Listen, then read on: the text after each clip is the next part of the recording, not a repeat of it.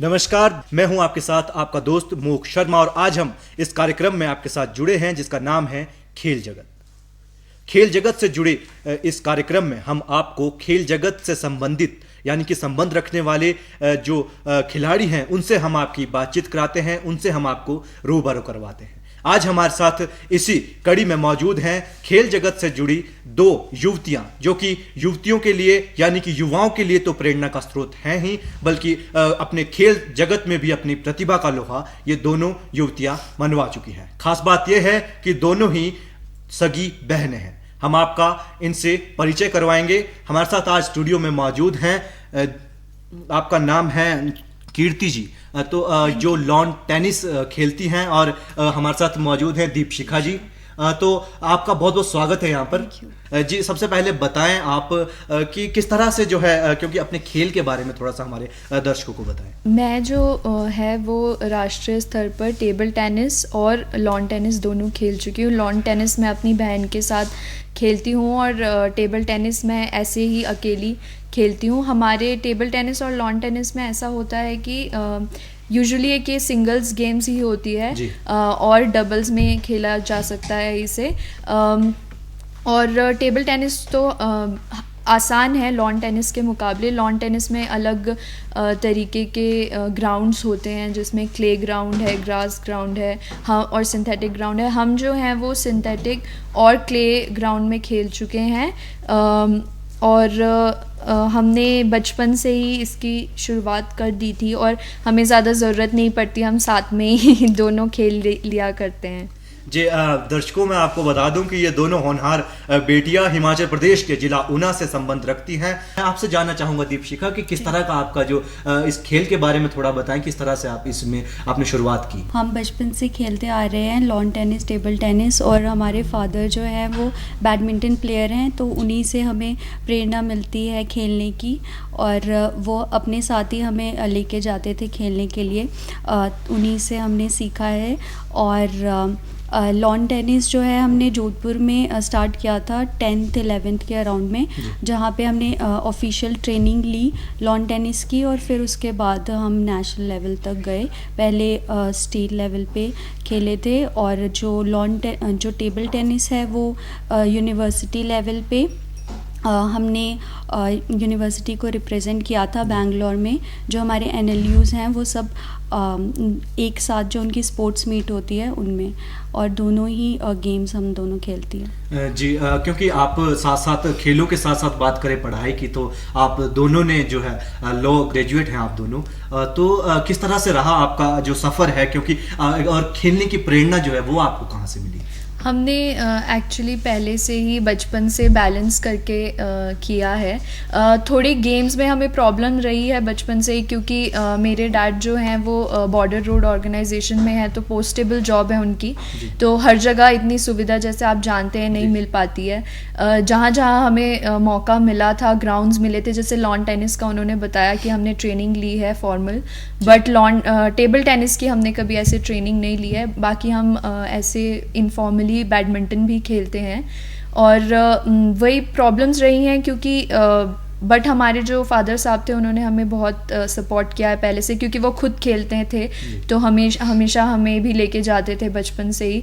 मैं I think 2nd class में थी जब से हमने शुरू कर दिया था कोर्ट में जाना और खेलना, तो प्रेरणा हमारी बचपन से कहिए तो वही रहे हैं। और उन्होंने हमें काफ़ी सपोर्ट किया है हर लेवल पे, जब हम नेशनल्स भी गए और आगे भी यूनिवर्सिटी में भी खेले तब तक। जी, जाहिर सी बात है कि किसी भी व्यक्ति को, किसी भी इंसान को सबसे पहली प्रेरणा जो है वो अपने परिवार से, अपने घर से मिलती है, और इसका एक बेहतर उदाहरण जो है आपके पिताजी ने यहाँ पर पेश किया है। तो मैं आपसे एक और चीज़ जानना चाहूँगा, क्योंकि हमने तो आपकी जो उपलब्धियों के बारे में बता दिया कि आप जो हिमाचल की होनहार बेटियाँ हैं, और जाहिर सी बात है कि पूरे हिमाचल को आपके ऊपर गर्व है। तो मैं जानना चाहूँगा कि आप भी थोड़ा बताएं अपने बारे में कि कहाँ कहाँ आपने किन स्तरों की आपने जो प्रतियोगिताएँ खेली हैं उनमें भाग लिया है और कौन कौन से पुरस्कार आपने हासिल किए।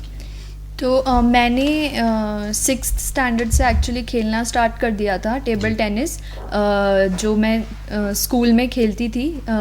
काफ़ी अच्छा खेलती थी बचपन में, लेकिन तब से मैं नेशनल नहीं जा पाई क्योंकि काफ़ी छोटे होने की वजह से मेरे को भेजा नहीं जाता था। उसमें भी मेरे पापा ने एक बार 8th स्टैंडर्ड में फिर फाइनली काफ़ी थोड़ी मेहनत करके बातचीत करके सबसे बाद में फिर मुझे 8th स्टैंडर्ड में फाइनली मैं नेशनल्स भी गई थी बाद में। तब ये भी मेरे साथ थे, तब हम स्कूल से गए थे, तो फिर हम उसी टाइम से खेलते हैं। आप बताएं दीपशिखा, किस तरह का आपका सफ़र रहा, कौन कौन सी प्रतियोगिताएं आपने की? एक बार क्लस्टर लेवल हो जाता है, उसके बाद स्टेट लेवल पे आपको ट्रेनिंग दी जाती है। वो जयपुर में हुई थी हमारी, 1 मंथ की थी, उसकी वजह से काफ़ी पढ़ाई का भी नुकसान होता था तो पेरेंट्स ने हमेशा ही सपोर्ट किया है। लेकिन और फिर ट्रेनिंग हमारी जयपुर में हुई और हैदराबाद में फिर नेशनल्स हुआ था। वहाँ पे कई सारी स्टेट्स की टीम्स आई थी, जैसे कि चेन्नई की टीम थी, हैदराबाद की थी, दिल्ली की थी और हम जयपुर की तरफ से थे। तो हमने फिर दिल्ली और हैदराबाद इनको फाइनल्स में इनके साथ कंपटीशन था और हम दोनों ने डबल्स ही खेला था नेशनल्स में भी। और हैदराबाद में एक इवेंट था और एक बेंगलोर में इवेंट था जो कि यूनिवर्सिटी की तरफ से था, उसमें भी हमने साथ में ही खेला था लॉन टेबल टेनिस। जी, जाहिर सी बात है कि वो कहते हैं कि जो मंजिलें उन्हीं को मिलती हैं जिनके सपनों में जान होती है, पंखों से कुछ नहीं होता, हौसलों से उड़ान होती है। तो इसी हौसले का जो आपने परिचय देते हुए आगे आप बढ़े, तो काफ़ी जो प्रेरणादायक आपकी जो कहानी रही है, आपका सफ़र रहा है। मैं जानना चाहूँगा कि क्योंकि हमने पहले बात की परिवार की, परिवार से आपको सपोर्ट मिला, प्रेरणा मिली, समाज का क्या रोल रहा आपके जो इस सफ़र में, अगर हम बात? समाज में हमारे टीचर्स जो स्कूल के थे उन्होंने हमें प्रोत्साहित हमेशा से किया ही है। और ऐसा लगता है कि लड़की होने की वजह से कई बार कह देते हैं कि आगे नहीं बढ़ाया जाए, बट जैसे जो जोधपुर में हमारे भाटी सर रहे हैं वो स्पेशली गर्ल्स को बहुत इनकरेज करते थे। तब मैं टेबल टेनिस में ग्वालियर में नेशनल गई थी, सिर्फ सर के सपोर्ट की वजह से ही जा पाई थी क्योंकि बाकी और कोई टीम्स नहीं थी जो हमारे स्कूल से सिलेक्ट हुए थे उस टाइम, और बाकी स्कूल वाले राज़ी नहीं हो रहे थे एक अकेली 13 साल की बच्ची को ले जाने के लिए। तो सर ने उसी टाइम काफ़ी सपोर्ट किया था। तो आई थिंक भाटी सर के वजह से हमारा काफ़ी ये इनकरेजमेंट जो उन्होंने हमें बचपन से ही दी, उसकी वजह से हम काफ़ी आगे तक भी खेल पाए और हम कंटिन्यू कर पाए। फिर बाद में सर ने ही हमें एक्चुअली, पहले हम टेबल टेनिस खेलते थे, सर ने हमें बताया कि फॉर्मल ट्रेनिंग हम लॉन टेनिस की कहाँ ले सकते हैं, क्योंकि लॉन टेनिस में जैसे आपको पता है कि हर जगह इतना एक्सपोजर नहीं है, हर जगह ग्राउंड्स नहीं मिल पाते हैं। तो जोधपुर में वो अवेलेबल थे, तो सर ने ही हमें बातचीत करवा कर वहाँ हमें फॉर्मल ट्रेनिंग करवाई। पापा हमें ले जाया करते थे रोज़, तो 1 साल हमने वहाँ ट्रेनिंग की। फिर हैदराबाद में जो वो बता रहे हैं नेशनल्स हमने किया, और वहाँ पे भी मैं अंडर 17 हुआ करती थी, बट मैंने इनके साथ अंडर 19 में खेला था, जो हमने ब्रॉन्ज मेडल लिया था वहाँ पर। तो ऐसे सब ने हमें पूरे रास्ते में सपोर्ट किया। अंडर 17 को अंडर 19 में खिलवाने का वो सर का ही था, भाटी सर का ही था कि तुम दोनों डबल्स खेलोगे तो अच्छा रहेगा। तो जी तो एक चीज़ और है, क्योंकि इस तरह का जो आपने बताया कि तो आपकी कोई ऐसी कोई कहानी, कोई किस्सा आपको याद आता हो जो आप हमारे दर्शकों के साथ साझा करना चाहते हो, कि कुछ इस तरह की जो चीज़ें आपके साथ हुई हों इस खेल को लेकर या कोई पढ़ाई को लेकर, कुछ वो हमारे दर्शकों के साथ आप साझा करें। मैं सिर्फ यही बताना चाहूँगी कि अगर आप खेल नहीं खेल रहे हैं कोई भी, तो ये बहुत ही बुरी बात है कि आपको कोई ना कोई खेल ज़रूर खेलना चाहिए। इससे आपकी पर्सनैलिटी बहुत ज़्यादा डेवलप होती है और आपको एक सेल्फ़ कॉन्फिडेंस मिलता है। अगर आप रोज़ खेलने जा रहे हैं तो इससे स्पोर्ट्समैनशिप क्या होती है पता चलता है, आपको डिसिप्लिन आता है लाइफ में। तो एक खेल खेलना बहुत ज़रूरी, कोई भी खेलो, ज़रूरी नहीं है कि आप लॉन टेनिस ही खेले, टेबल टेनिस ही खेले, कोई आप अपने फ्रेंड्स के साथ खेल सकते हैं। इसमें मैं आपसे जानना चाहूँ कोई ऐसा यादगार किस्सा जो हो आपके सफ़र से जुड़ा हुआ, आप हमारे दर्शकों को बताना चाहें। जब मुझे याद है, मैं वो ग्वालियर वाले नेशनल्स की, क्योंकि तब मैं बहुत छोटी थी इसीलिए, तो तब एक्चुअली जब स्टार्टिंग में वो हुआ था, तो हमारे स्कूल से इतने छोटे टीम्स को जाने नहीं दे रहे थे, लाइक अंडर 14 किसी को भी नहीं ले जाया जा रहा था, just not me but boys team को भी नहीं ले जा रहे थे, और सिर्फ जो भी हॉकी की टीम थी और ये लोग थे टेबल टेनिस के, ये सब जो 9th स्टैंडर्ड के ऊपर के बच्चों को ले जाया जा रहा था। तब मेरे डैड ने आके स्कूल में सबसे बात की और उन्हें समझाया कि हर बार नहीं छोटे होने की वजह से इन्हें रोका जा सकता, आपको पुश करना पड़ेगा तभी बच्चे इनकरेज हो पाएंगे। तो उस टाइम मुझे याद है मैं और एक और 7th क्लास का लड़का था जो हम दोनों टेबल टेनिस में गए थे, और बाद में जब रिजल्ट्स आए तो हम दोनों ही सिर्फ नेशनल्स गए, और बाकी जितने भी 9th प्लस जितने भी 9th से 12th वाले बच्चे जिन्हें सर ओरिजिनली ले जा रहे थे वो सब कोई भी नहीं जा पाए थे नेशनल्स। तो ये एक बात है। और KVS के नेशनल्स में, और मतलब KVS में एक्चुअली ऐसा सिस्टम होता है, वो थोड़ा अलग होता है दूसरों से। जैसे हमारे यहाँ पहले क्लस्टर स्कूल लेवल पे होते हैं, जितने भी 6 या 12 KVs जितने भी एक जगह पे होते हैं उनका पहले एक होता है कंपटीशन, फिर रीजन लेवल का, जैसे यहाँ पे ओपन्स में डिस्ट्रिक्ट होता है वैसे हमारा रीजन लेवल पे होता है। तो हम उस टाइम जोधपुर में थे तो हमारा जयपुर रीजन बनता था। ऐसे 25 रीजन्स होते हैं KVS में, और अराउंड 23-24 गेम्स जो हैं टोटल सब में होता है। काफ़ी सारी गेम्स हैं, क्रिकेट, फुटबॉल, सब वो लोग करवाते हैं। उसके बाद फिर फॉर्मल 1 महीने की ट्रेनिंग देते हैं सबको, और उसके बाद फिर नेशनल्स होते हैं। और फिर उसके बाद एक बहुत अच्छा जो KVS का है वो SJFI है, sports games federation of India. जो भी सिलेक्टेड नेशनल में बच्चे होते हैं उनको वो फुल टाइम स्पोर्ट्स में इंटरनेशनल प्रिपरेशन के लिए ले लेते हैं। तो वो एक जो है KVS का बहुत अच्छा सिस्टम है, ऑल्दो हम उसमें नहीं जा पाए क्योंकि उससे फिर पूरा आपको शिफ्ट करना पड़ता है, करियर शिफ्ट, और हमने हमेशा बैलेंस किया है पढ़ाई और स्पोर्ट्स को।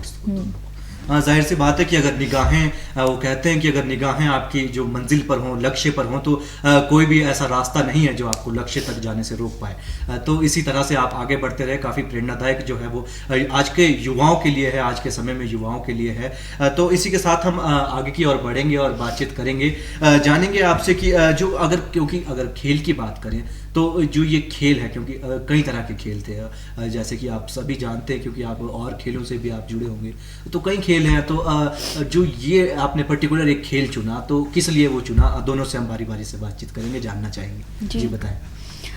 ये खेल, पहली बात तो अवेलेबिलिटी की बात होती है, जो अवेलेबल होता है वही आप सीख सकते हैं।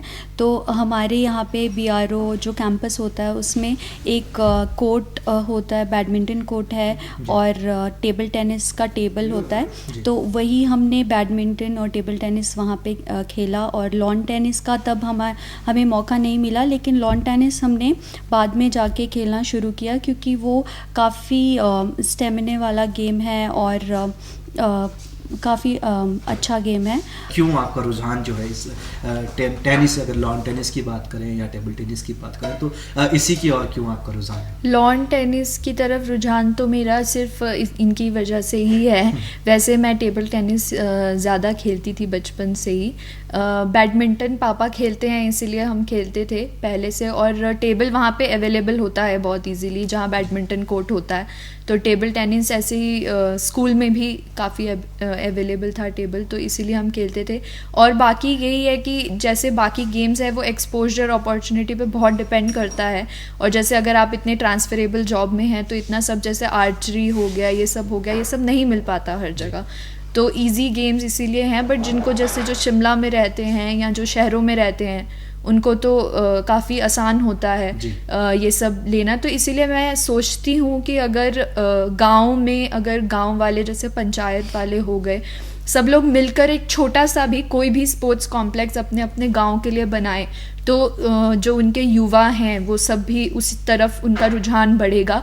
क्योंकि जैसे अवेलेबल होता है, जैसे आजकल जिम बहुत अवेलेबल हो गए हैं तो बच्चे जिम जाते हैं, तो वैसे ही अगर कोई गेम्स बास्केटबॉल या वॉलीबॉल हो जाए तो वो सब करें तो सबका रुझान बढ़ेगा, लड़कियों को भी प्रोत्साहन मिलेगा ये सब खेलने का। और फिर ड्रग्स का जो आजकल बहुत प्रॉब्लम हो गया है हिमाचल पंजाब में, वो भी आई थिंक स्पोर्ट्स की वजह से ख़त्म हो सकता है। और आपने बहुत अच्छी बात, ये पहल करने की बात कही कि पंचायत पंचायत स्तर पर एक इस तरह का कोई खेल का मैदान या खेल का कोई जो इंडोर स्टेडियम या इस तरह की कोई सुविधा बच्चों को दी जाए, युवाओं को दी जाए, ताकि उनकी जो दिशा और दशा को सुधारा जा सके। बहुत ही बेहतर आपने बात कही। आगे की ओर बढ़ेंगे और जानना चाहेंगे आपसे, क्योंकि अगर खेल के बारे में आपने बताया, लेकिन जाहिर सी बात है कि हर सफ़र की कुछ ना कुछ दिक्कतें, कुछ ना कुछ परेशानियां, कुछ ना कुछ रुकावटें होती ही हैं, जाहिर सी बात है।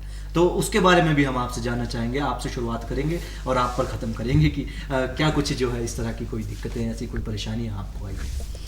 सबसे पहले तो लड़कियों को जैसे नेशनल या फिर स्टेट लेवल पे भी जाना होता है, तो ऐसा होता है कि उनको और कई तरीके की दिक्कतों का सामना करना पड़ता है। तो सब समाज वाले या परिवार वालों ने तो कभी कुछ कहा नहीं, लेकिन उनका सुनना पड़ता है। जैसे जो रिलेटिव्स होते हैं वो कहते हैं कि आप क्यों भेज रहे हैं उनको नेशनल, अकेले कहाँ जा रही हैं, वो कहाँ हैं। तो ये सब तो चलता रहता है, पर अगर आप को कुछ करना है तो आप दूसरों के नहीं सुन सकते। ऐसी कई परेशानियां होती है लड़कियों के लिए ख़ास करके, लेकिन अगर आपकी एक दिशा है तो आप वहाँ पे आगे बढ़ सकते हैं उसको सामने रखकर। और खेल के मैदान में भी कई तरीके की परेशानियां आती हैं। जैसे कई बार आपको ओपोनेंट्स इक्विपमेंट्स की भी दिक्कतें आती हैं, और जो जैसे रहने की जो जगह होती है नेशनल लेवल पे, वो आपको शेयर करनी पड़ती है। और ऐसे वो खेल के साथ चलता रहता है, वो ऐसे कोई बात नहीं है उसमें। जी, जाहिर सी बात है कि खेल का मैदान एक जीवन के मैदान की तरह है। जिस तरह से हम जीवन जीते हैं, कई कठिनाइयां हैं कई तरह से, लेकिन फिर भी उसे सुगमता से आगे की ओर चलाना होता है, उसी तरह से खेल भी होते हैं। आप बताएं थोड़ा सा किस तरह का रहा डिफ़िकल्टीज़। तो जैसे वो बता रही हैं कि एज़ अ गर्ल थोड़ी बहुत हो जाती हैं, क्योंकि ये परमिशंस बाहर जाने की, रहने की इजीली लड़कों को अवेलेबल होती हैं, लड़कियों को थोड़ा। हमारे पेरेंट्स ने तो नहीं किया, but I have seen like हमारे साथ वाले काफ़ी लोग जो नहीं खेल पाए इन्हीं सब कारणों की वजह से, क्योंकि उनके पेरेंट्स सपोर्ट नहीं करते थे और ये सब परमिशंस नहीं मिलती थी उनको आने जाने की। और फिर जो और खेल में प्रॉब्लम्स होती हैं, एक पढ़ाई को भी मैं प्रॉब्लम मानती हूँ, क्योंकि इंडिया में बहुत इम्पॉर्टेंट है कि करियर खेल को करियर चूज़ करना थोड़ा डिफ़िकल्ट है, तो पढ़ाई को भी बहुत इम्पोर्टेंस देते हैं हमेशा। तो वो बैलेंस करना सबके लिए बिल्कुल पॉसिबल नहीं हो पाता है, क्योंकि फुल टाइम जॉब है एक। अगर आप स्पोर्ट्स भी कर रहे हैं, आपको पूरे 15 घंटे की ट्रेनिंग, आपका डाइट सब मैनेज करना पड़ता है, वो सब प्रॉब्लम्स है। फिर पढ़ाई भी अगर करनी है, बहुत मिस आउट होता है स्कूल्स में भी बच्चों का जो स्पोर्ट्स में जाते हैं। जैसे वो 1 महीने की ट्रेनिंग है, 1 महीने आपका वैसे ही मिस आउट होगा, बट आपसे एक्सपेक्ट सेम रिजल्ट किए जाते हैं। तो वो सब प्रॉब्लम्स हैं। और फिर अगर आप थोड़े और उच्च स्तर पे चले गए हैं, फिर स्पॉन्सरशिप की प्रॉब्लम्स हैं, सपोर्ट नहीं, क्योंकि हर पेरेंट इतना पैसा नहीं खर्च कर सकते। जैसे लॉन टेनिस थोड़ी एक्सपेंसिव गेम है टेबल टेनिस से एज़ कम्पेयर टू। रैकेट्स महंगे आते हैं, बॉल्स महंगी आती हैं, कोर्ट्स अवेलेबल नहीं होते। फिर अगर ट्रेनिंग लेनी है तो बहुत एक्सपेंसिव ट्रेनिंग है। तो वो सब प्रॉब्लम्स हैं, और काफ़ी अच्छा लोग जो खेलते हैं नहीं खेल पाते इन्हीं सब कारणों की वजह से, क्योंकि उन्हें स्पॉन्सरशिप नहीं मिल रही है। पेरेंट्स हैं या परिवार की अगर बात करें तो कहीं ना कहीं सेम चीज़ें, क्योंकि परीक्षाओं में रिजल्ट भी और परीक्षाओं के परिणाम और खेलों में परिणाम दोनों एक साथ नहीं चल सकते। एक वो किसी की बात मुझे याद आ गई कि उन्होंने कहा था कि अगर सचिन तेंदुलकर को बचपन में कुछ और करने के लिए कहा जाता तो शायद वो इतने बड़े मुकाम पर नहीं होते। तो क्या संदेश जो है आप समाज को देना चाहते हैं? समाज को ये संदेश देना चाहते हैं कि जो भी, ना सिर्फ पढ़ाई हो गई या खेल हो गया, जो भी उनके बच्चे करना चाहते हैं या सोसाइटी में भी जो भी उनके बच्चे कर रहे हैं, तो उन्हें हमेशा इनकरेज करें, सपोर्ट करें, और ये नेगेटिविटी थोड़ी ना लाएं उसमें कि ये चीज़ मिस आउट हो जा रही है, ये चीज़ मिस आउट हो जा रही है।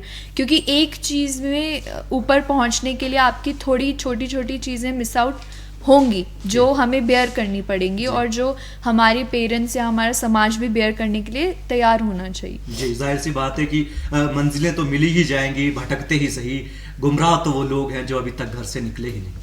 जी वाह, काफ़ी बेहतरी से जो है आपने अपना सफ़र जो है वो हमारे साथ साझा किया, बताया। मैं आपसे अंत में ये जानना चाहूँगा कि आपका भविष्य में क्या कुछ जो आपके कार्यक्रम है या क्या कुछ आपका प्लान है, क्योंकि आप लॉ ग्रेजुएट भी हैं और साथ में आप खेलों में भी आप राष्ट्रीय स्तर के अपना लोहा मनवा चुके हैं, तो क्या कुछ आपका रहेगा आगे?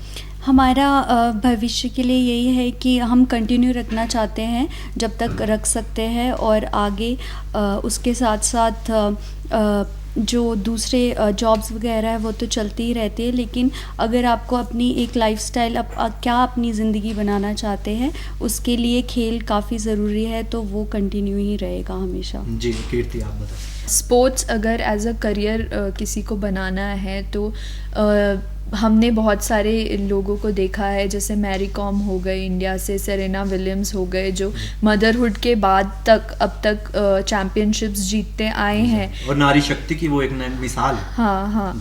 तो अगर हम रीजंस देखें कि ये चीज़ हमें क्यों नहीं करनी, तो एक्सक्यूजेस बहुत सारे हैं, बट अगर हम चाहते हैं अपनी लाइफ किसी तरह से करना और बैलेंस भी करना या एक ही चीज़ को करियर बनाना, तो हम चूज़ कर सकते हैं और उसे परस्यू करेंगे तो हमें ज़रूर वो मिल जाएगा। मैं तो यही सोचती हूँ।